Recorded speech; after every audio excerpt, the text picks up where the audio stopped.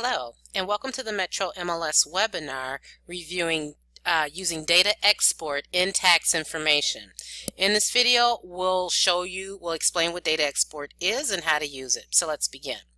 So to access tax information, we're going to click on Menu, and then in the menu under Tax Info, click on Tax Information.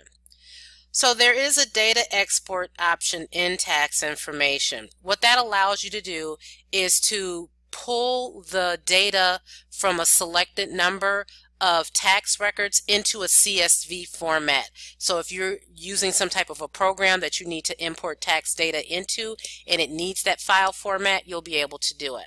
So you can use data export from any of the search engines that you see over here. So I'm just going to do an all field search for owner name just to show you what that looks like. Alright, so I'm just going to do the last name Smith just to get some people up there and hit search. So once you're out at the search results screen here, your option buttons are there at the top. This is the button here, data export.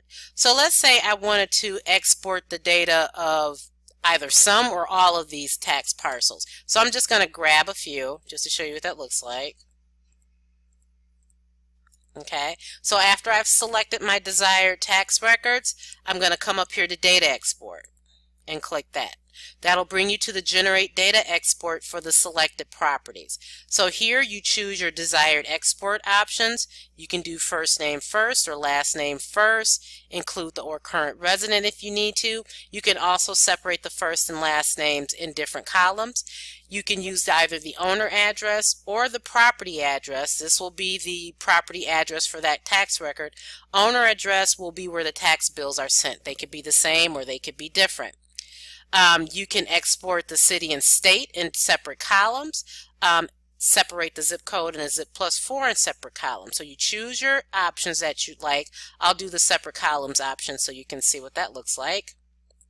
Alright, if you want to export any additional fields to include, you can. So these are the fields that you have available. So you can select any number of them. So let's say I wanted to do the sold price, if there's one there, year built, if it's owner occupied, and building square feet. How I'm making these multiple selections is I'm holding down the control key on my keyboard as I make my selections. Alright, so after I've made my selections, here I'll choose to export the data file. So when I click that button, you'll see down here in the lower left corner, there's my CSV file. So if I want to take a peek at it, I can open it up.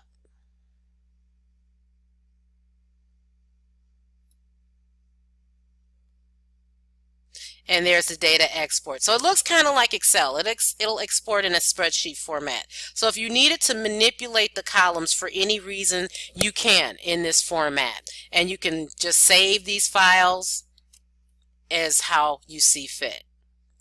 This will conclude our webinar on data export in tax information.